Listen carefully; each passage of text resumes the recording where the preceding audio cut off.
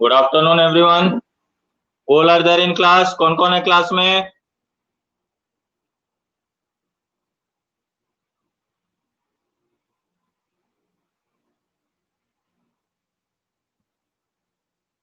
वैष्णव, राधिका, अनुराग, आज तो टाइम से आ गया तू।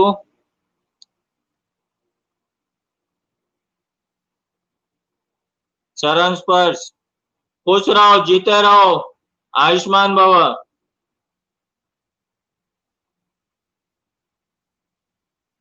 विशाखा, राधिका, और कौन है?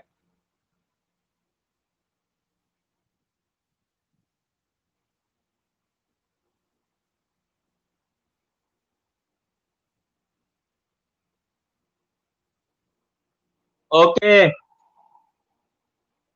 किसको ऐड नहीं किया? विशाखा को आज कर दूंगा मैं, कल थोड़ा बिजी था मैं, तेरा नंबर मैं आज कर दूंगा ना। कहां पर आएगा मेरा नाम? मेरा नाम कहां पर आएगा?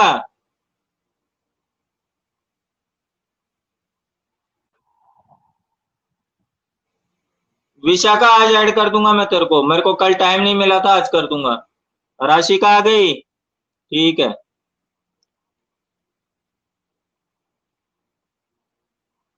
तो ब्लू स्टार 11 कॉमर्स में थोड़ी लेता हूँ, ब्लू स्टार 11 कॉमर्स नहीं लेता। ओके, ज्योग्राफी निकालो। ज्योग्राफी का चैप्टर 4 क्लाइमेट, ज्योग्राफी का चैप्टर 4 निकालो, क्लाइमेट। तो यहाँ पर ज्योग्राफी चैप्टर 4 क्लाइमेट और वेदर का यहाँ पर देखो डिफरेंस दिया है कि climate refers to the sum total of weather conditions and variations over a large area for a long period of time. Weather refers to the state of atmosphere over an area at any point of time. Weather short time जो के लिए होता है, weather day to day change होते रहता है। जैसे अभी एक दो दिन से मौसम जो है वो थोड़ा सा कूल है, बारिश हो रही है, तो ये जो है वो वेदर है। और क्लाइमेट जो है वो क्लाइमेट जो है अभी कौन सा सीजन चल रहा है? अभी चल रहा है तुम्हारा मॉनसून सीजन। तो ये है मॉनसून सीजन जो चल रहा है ये पूरा महीना, लास्ट महीने से, तो ये है तुम्हारा जो है ये है क्लाइमेट। और आज का वेदर थोड़ा कूल है या थोड़ा गर्म है या ह्यूमिड है, ये है तुम्हारा वेदर। तो जो कंडीशंस एक शॉर्ट पीरियड के लिए होती है उसको हम कहते हैं वेदर, और जो कंडीशंस एक लॉन्ग पीरियड ऑफ टाइम के लिए होता है, मोर देन 30 डेज, उसको हम कहते हैं climate. The elements of weather and climate are same, दोनों के एलिमेंट ही सेम है। यानी कौन से वो फैक्टर्स हैं जो क्लाइमेट या वेदर को जो है वो अफेक्ट करते हैं? तो जो फैक्टर्स जो क्लाइमेट या वेदर को अफेक्ट करते हैं वो है तुम्हारा temperature, atmospheric pressure, wind, humidity और प्रेसिपिटेशन। ये वो फैक्टर्स हैं जो क्लाइमेट और वेदर दोनों को ही अफेक्ट करते हैं।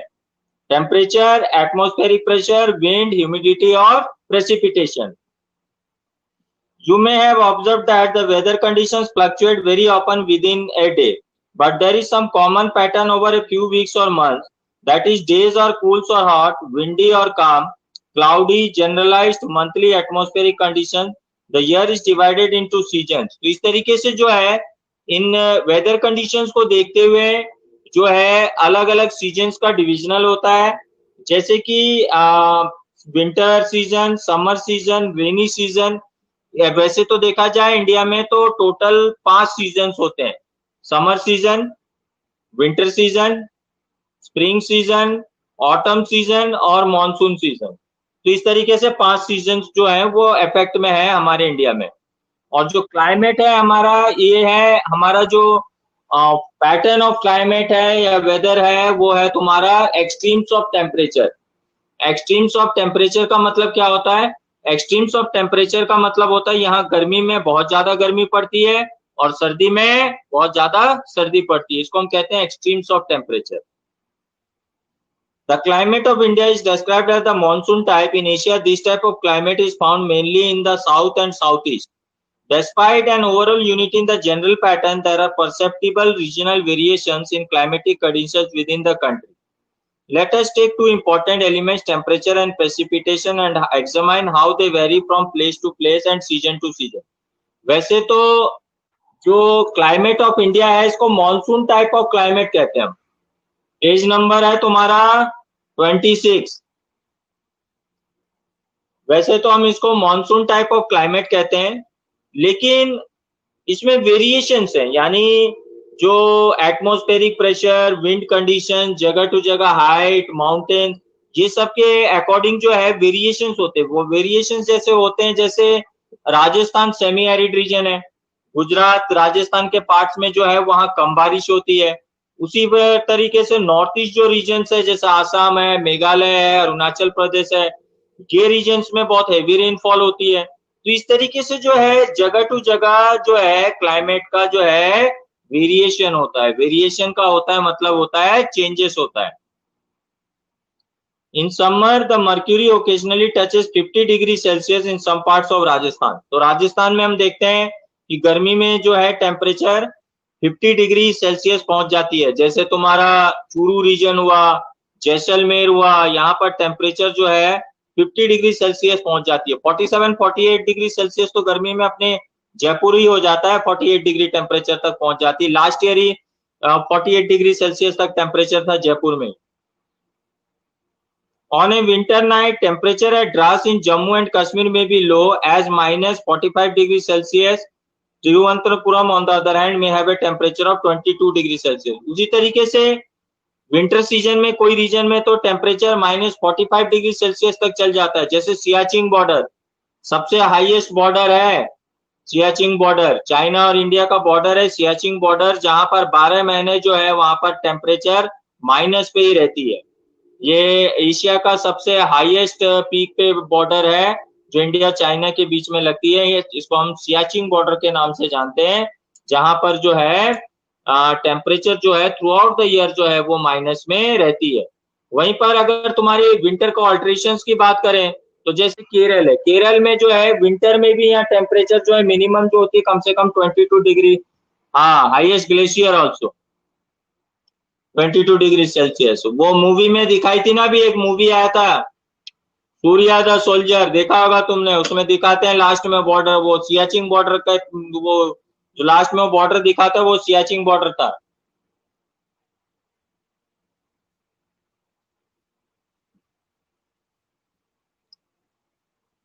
Now let us look at the precipitation. There are variations not only in forms and types of precipitation. Page number 26 में ये है। हाँ तेरे को तो पहले पता होगा।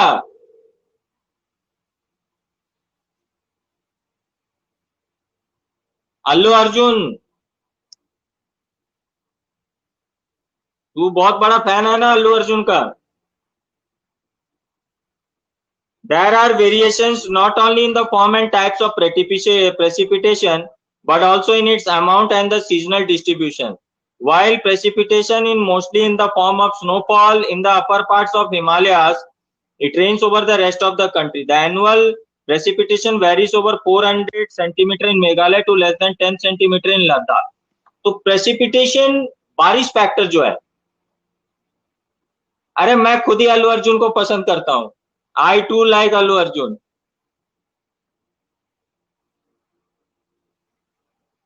तो बारिश का भी देखो फर्क होता है। अब देखो जहां पर मेघालय है, सबसे हाईएस्ट रेनफॉल रिसीविंग एरिया जो है वो है मौसीरान। तो मौसीरान में करीब करीब जो है 400 सेंटीमीटर रेनफॉल होती है। तो मौसीरान में जो है वो 400 सेंटीमीटर रेनफॉल होती है। वहीं पर तुम्हारा राजस्थान में कई रीजन्स हैं जहां पर जो है लेस देन 10 सेंटीमीटर रेनफॉल होता है। वहीं पर लद्दाख में भी करीब करीब 10 सेंटीमीटर करीबन रेनफॉल होता है।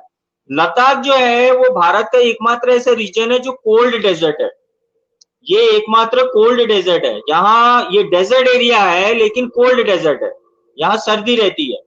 दूसरी बात है लद्दाख में जो है वहां की जो ज्योग्राफिकल कंडीशन है, जैसे तुम देख सकते हो कि वहां पर 10 सेंटीमीटर रेनफॉल नहीं होती, यानी लद्दाख में जो है घास भी नहीं उगता, वहां पर जो है घास भी नहीं उगता। लद्दाख में एग्रीकल्चर जो है बिल्कुल नील है। अभी जो है लद्दाख में थोड़ा रिवोल्यूशन हुआ है, वहां पर क्या कर रहे हैं कि वो लोग थोड़ा बहुत अनाज और पेड़ पौधा उगा रहे हैं। कैसे उगा रहे हैं, वहां पर एक मॉडर्न टेक्निक इंप्लीमेंट किया गया है जिसको ग्लेशियर इरिगेशन कहते हैं। ये लोग क्या करते हैं कि वहां गर्मी के सीजन में ना, जब बर्फ पिघलते हैं, ग्लेशियर्स पिघलने लगती है, तो उसको ये लोग चारों तरफ से जो है छोटा सा वॉल बनाकर एक टैंक की तरह डेवलप कर लेते हैं। तो वो लोग क्या करते हैं, उसमें उसमें फिर बीच में बॉर्डर्स बना के ये लोग जो है बर्फ के पानी को इकट्ठा कर लेते हैं वहां पर, और यहाँ पर जो है बर्फ के पानी को इकट्ठा करके वो लोग अलग अलग यूज में लेते हैं। थोड़े बहुत वो जो है पेड़ पौधे उगाने के यूज में भी ले लेते हैं।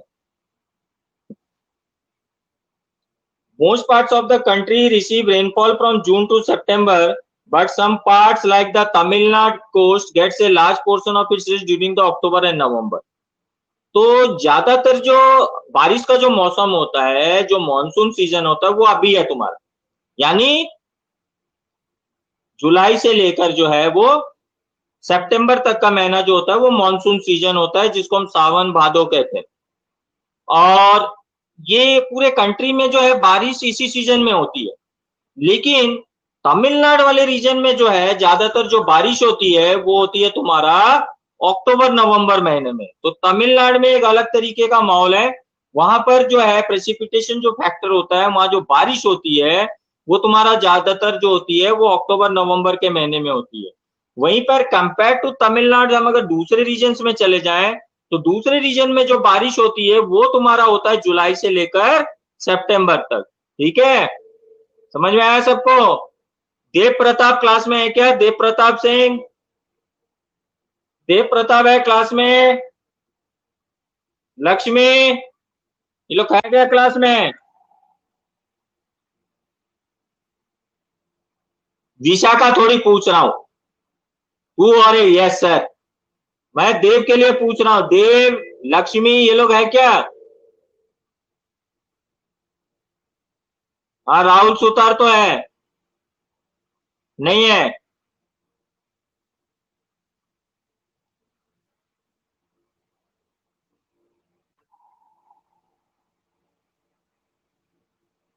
अभिजीत है क्लास में? अभिजीत, अभिजीत है क्या क्लास में? हाँ अभिजीत है, ठीक है ठीक है ठीक है, देख लिया मैंने।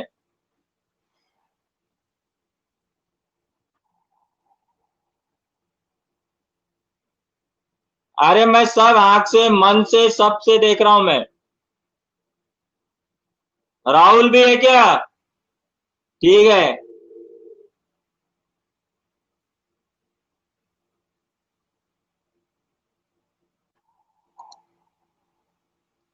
ठीक है ठीक है।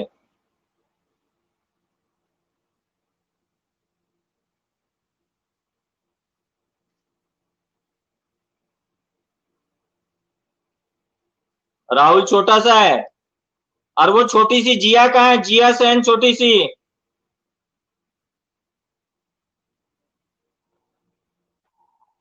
ये प्राणी है क्या? मेरे को तो पता ही नहीं था ये भी प्राणी है। 50 में 51 बच्चे हैं? अच्छा, ठीक है, बहुत बढ़िया, वेरी गुड। 50 में 51 बच्चे हैं ना, मैं भी 100 में 110 मार्क्स डाल दूंगा। ठीक है, अब आते हैं in general, page number 27। In general, coastal areas experience less contrast in temperature conditions. Seasonal contrast are more in the interior of the country. There is decrease in rainfall generally from east to west in northern plains. These variations have given rise to variety in lives of people. In terms of food they eat, the clothes they wear, and also the kinds of houses. देखो, eastern zone और western zone, east से waste आते आते climatic conditions में बहुत changes हो जाते हैं। और जहाँ की क्लाइमेट, जहाँ की जिस तरीके के क्लाइमेटिक कंडीशंस होते हैं, वहां पर जो है जो ह्यूमन बींग्स का एडेप्टेशन भी उसी तरीके से होता है, एनिमल्स का भी एडेप्टेशन उस तरफ से होता है। तो ये लोग जो है अपने क्लाइमेट और माहौल सराउंडिंग्स के हिसाब से जो है एडेप्टेशन कर लेते हैं। अब जैसे सेमी एरिड रीजन है, ड्राई रीजन है तुम्हारा राजस्थान, तो वहां ऊंट मिलेंगे तुमको, ठीक है। तो ऊंट जो है वो अपने क्लाइमेट के हिसाब से अडेप्टेड है। ऊंट जो है बिना खाए पिए 15 दिन तक रह सकता है, 14-15 दिन तक जो है ऊंट बिना खाए पिए रह सकता है। वहीं पर गेंडा, राइनोसिरस आसाम में मिलेंगे, उसको खूब जो है ग्रीनरी चाहिए, ग्रास चाहिए, पानी चाहिए, और अपने साइज के हिसाब से खाता पीता है, तो वो आसाम वाला क्लाइमेट उसके लिए सूटेबल है।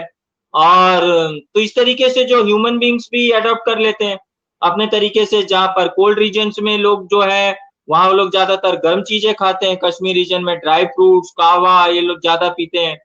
उसी तरीके से जो हॉट रीजन्स है वहां पर लोग दही छाछ वगैरह का ज्यादा यूज करते हैं। तो इस तरीके से खाने से, रहन सहन से एडेप्टेशन जो है वो चाहे ह्यूमन बींग्स हो चाहे एनिमल्स हो कर लेते हैं।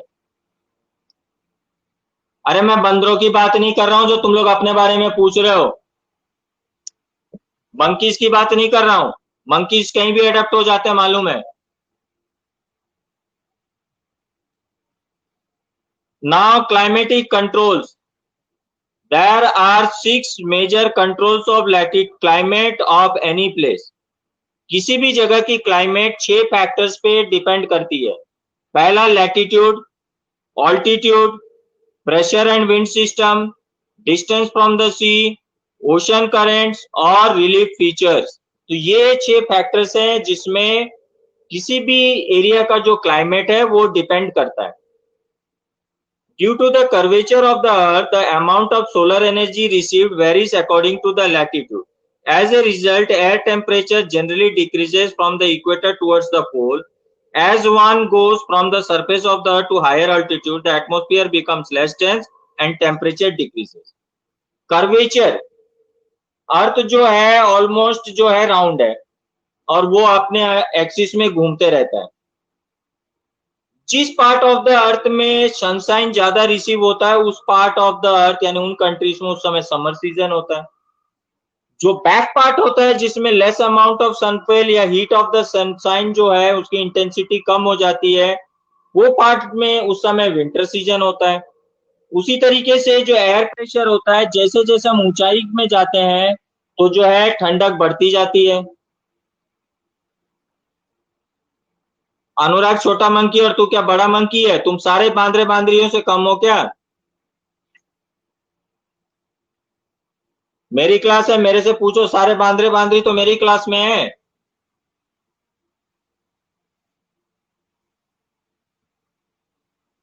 तो जैसे जैसे हम हाइट में जाते हैं वैसे वैसे जो है टेम्परेचर कूल होता जाता है। जैसे जैसे हम डेप्थ में जाते हैं जैसे जैसे हम डेप्थ में जाते हैं वैसे वैसे जो है टेम्परेचर बढ़ता चले जाता है। इसीलिए देखना कि गर्मियों के दिन में लोग जो है घूमने के लिए हिल स्टेशंस में जाते हैं, क्योंकि हिल स्टेशंस में जो है क्लाइमेट कूल होता है। तो इसीलिए जो है गर्मी में लोग जो है ऊटी, कुल्लू, मनाली, शिमला वगैरह जो है ऐसे रीजन्स में लोग, दार्जिलिंग, ऐसे रीजन्स में लोग घूमने जाते हैं, क्योंकि ये टूरिस्ट स्पॉट्स हैं। ये जो शहरें हैं ये बहुत ऊंचाई में बसी हुई है और यहाँ पर इसीलिए क्लाइमेट जो है वो हमेशा कूल होता है। हालांकि राजस्थान में भी जो है एक हिल स्टेशन है माउंट आबू, लेकिन वो लोग जाते हैं वहां घूमने, लेकिन वहां पर वो उतना कूल नहीं होता जैसे कि इन हिल स्टेशन पे क्लाइमेट होता है। लेकिन हाँ ये है कि दूसरे जगह से वहां जो है टेम्परेचर कम रहता है।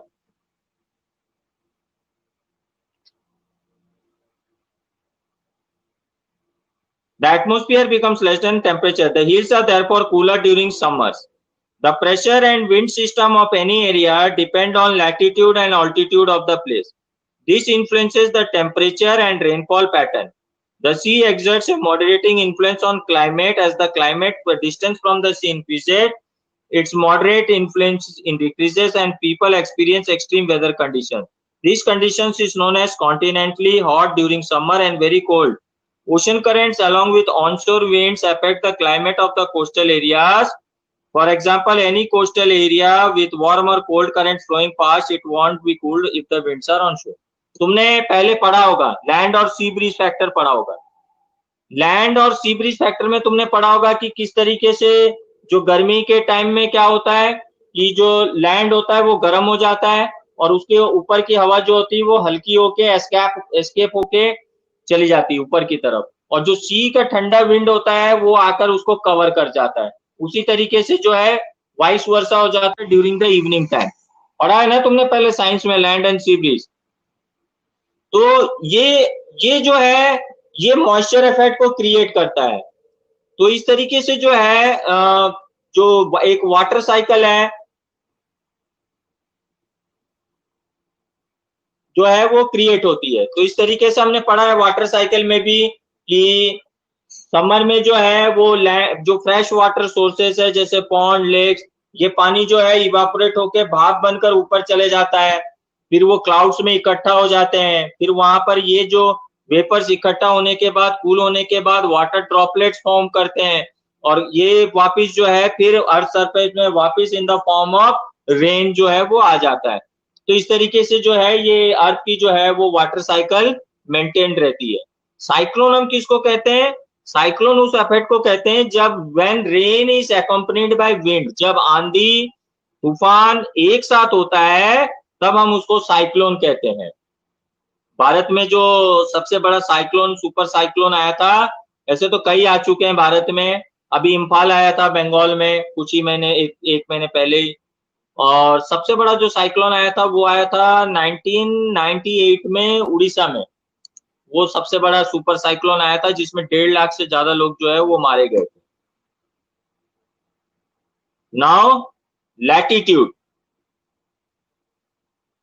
The Tropic of Cancer passes through the middle of the country from Rann of Kutch in the west to Mizoram in the east. Almost half of the country lying south of the Tropic of Cancer belongs to the tropical area. All the remaining areas north of the tropic lies in the subtropics. Therefore, India's climate has characteristics of tropical as well as subtropical. ये जो tropic of Cancer है ये रान of Kutch से western zone से start होकर जो है ये ईस्ट में मिजोरम तक जाता है। ये जो ट्रॉपिक ऑफ कैंसर है ये divides the country into 2 equal half, 2 equal halves में जो है वो कंट्री को डिवाइड करता है। One is called continental region and one other is subcontinental region. तो इस तरीके से जो है वेदर का जो इम्पैक्ट होता है वो कॉन्टिनेंटल एंड सब कॉन्टिनेंटल रीजन में अलग अलग होता है, वेरिएशंस होते हैं। क्लियर है सबको? किसी को कोई डाउट? Any doubt? एक दिन एक अलग से मैं डाउट सेशन रखूंगा, उसमें सबके डाउट्स क्लियर करूंगा। नहीं, जिसको डाउट होगा उनको फिर मैं डिटेल में समझाऊंगा।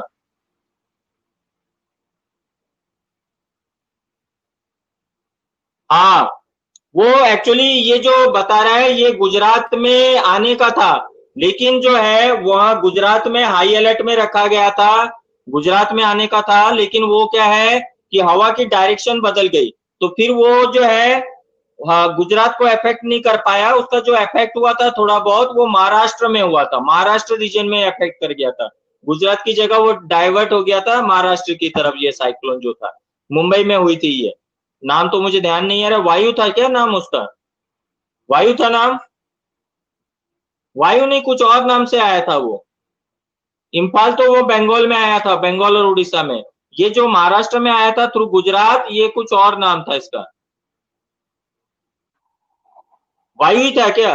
अच्छा, ठीक है।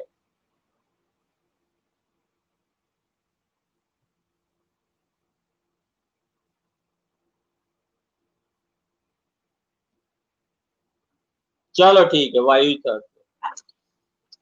अब आज का लास्ट टॉपिक, ऑल्टीट्यूड।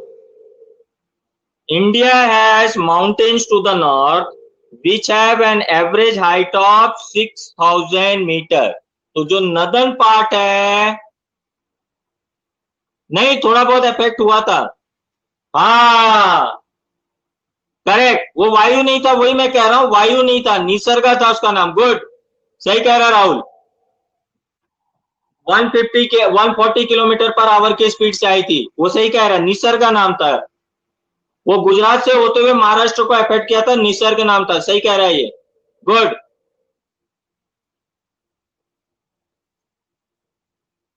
आज राहुल आलू के पराठे खा के आया, इसकी पूरी बैटरी चार्ज है। अनुराग, समझा?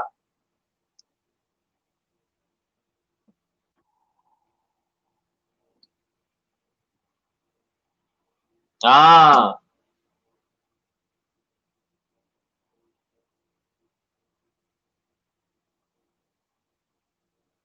ओके। अब आ जाओ ऑल्टीट्यूड में। India has mountains to the north which have an average height of about 6000 metre. तो इंडिया का जो नदर्न रीजन है वो माउंटेनियस रीजन है।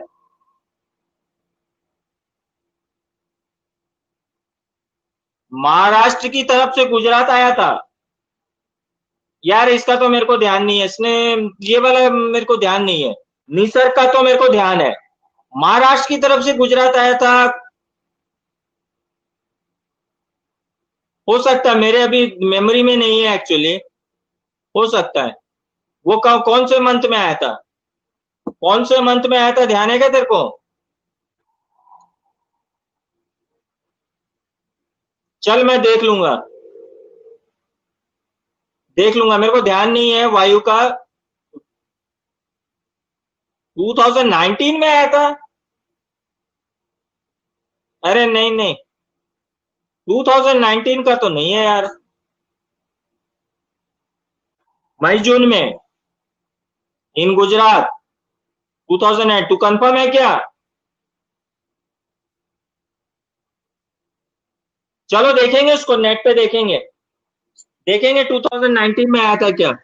देख लेंगे इसको। तो जो नदर्न रीजन है अपना, ये जो नदर्न रीजन है ये ज्यादातर जो है ये माउंटेन रीजन है। India also has a vast coastal area where the maximum elevation is about 30 meters। Coastal area भी है। अभी अगर हम देखें ईस्टर्न से लेके सदर्न रीजन तक जो है ये पूरा जो है ये कोस्टल रीजन है। The Himalaya prevent the cold winds from central Asia from entering the sub continent. तो जो हिमालय है ना ये प्रोटेक्टिंग वॉल की तरह काम करता है। ये जो है जो कोल्ड विंड है, ये कोल्ड विंड को जो है आने से प्रिवेंट करता है, ये अपने हद तक ही रोक लेता है। नहीं तो जो हिमालयन रीजन है वहां पर इतनी ठंड पड़े कि लोग सह नहीं पाए। तो ये जो है जो कोल्ड चिलिंग विंड्स होती है, इनको जो है ये जो सेंट्रल एशिया से आती है, इन चिलिंग विंड्स को ये रोक लेती है। प्लस एक जो है ना,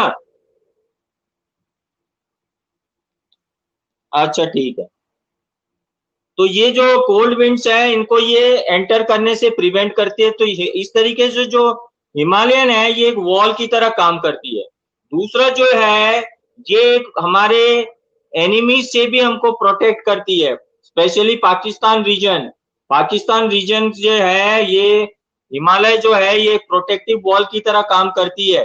कि जो ये एक्सट्रीम जो हिमालय के एक्सट्रीम कोल्ड क्लाइमेट की वजह से जो है उस रीजन से पाकिस्तानी टेररिस्ट या एलिमेंट्स जो होते हैं इनका जो है इन्फिल्ट्रेशन करना यानी घुसपैठ करना बहुत मुश्किल हो जाता है। तो हिमालय जो है एक तरीके से ये हमारा प्रोटेक्टर की तरह जो है ये काम करता है।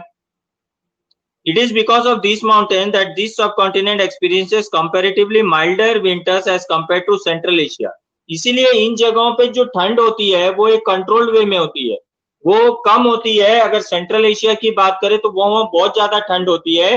लेकिन हिमालय की भी वजह से जो है हमारे इस रीजन में जो कोल्ड का इम्पैक्ट होता है वो बहुत कम होता है। तो इस तरीके से जो है हिमालय जो रीजन है ये एक प्रोटेक्टर की तरह काम करता है। ठीक है, तो क्लाइमेट चैप्टर का जितना ही नेक्स्ट हम क्लास में प्रेशर एंड विंड से शुरू करेंगे। ये थोड़ा चैप्टर बड़ा ही चैप्टर है, नेक्स्ट 2 क्लासेस में मोस्ट प्रोबेबली कंप्लीट हो जाएगी।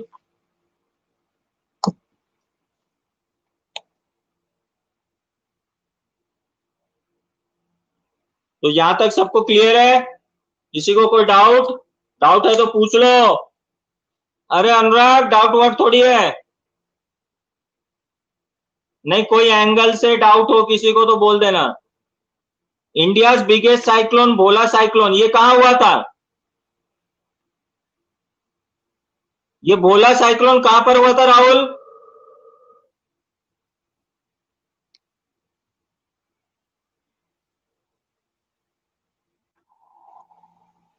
नहीं नहीं, ये जो भोला साइक्लोन जो हुआ था ये किस जगह पर हुआ था, कौन से स्टेट में हुआ था?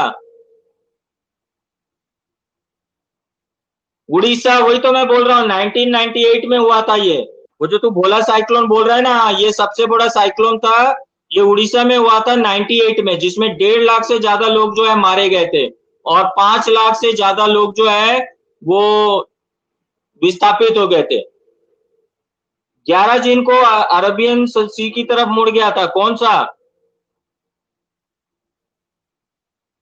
अच्छा, ये जो तू मेरे को वायु के बारे में बता रहे वो वाला क्या वायु? अच्छा, ये 13 जून को आने वाला था और 11 जून को अरेबियन सी की तरफ मुड़ गया था। साइक्लोन के तरफ से हम प्रोटेक्टेड है कि हम जिस स्टेट में रहते हैं राजस्थान में, यहाँ साइक्लोन की जो चांसेस है बहुत कम है। यहाँ थोड़ा बहुत जो रेन या विंड का जो इफेक्ट होता है वो गुजरात की वजह से होता है, लेकिन हम जो है बिल्कुल सेफ जोन में साइक्लोन के मामले में। राजस्थान में जो है साइक्लोन का बहुत जो चांसेस है वो ना के बराबर है। गुजरात हाई अलर्ट पे था, अच्छा ठीक है। मेरे को पता नहीं था, नहीं तो मैं तेरे को वहीं छोड़ के आता उस टाइम। 10 डेज का हाई अलर्ट था क्या? अच्छा, मेरे को पता नहीं था। वो 11 से 13 जून के बीच मेरे को तू टच में नहीं था, मेरे को पता नहीं था, नहीं तो मैं तेरे को वहीं छोड़ के आता। जहां पर सबसे ज्यादा हाई अलर्ट था ना, कोस्टल एरिया सील कर दिया था। अच्छा, मैं तेरे को वही कोस्टल एरिया पे ही छोड़ा था जहां पर सबसे ज्यादा हाई अलर्ट था।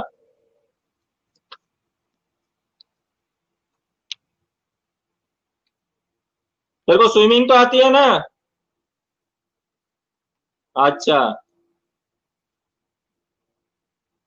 मालूम नहीं था, मालूम नहीं था, नहीं तो तुम सबको वहीं छोड़ के आ जाता। मैं क्यों जाऊं, तू ही जा।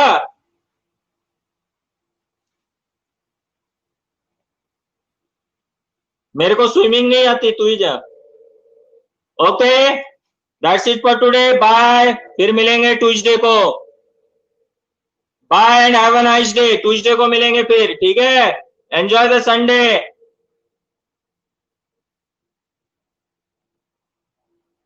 ठीक है, थैंक यू। देव तू आ गया, पहले तो नहीं था। बीच में आया तू क्लास में, टाइम से आया कर। Okay, bye.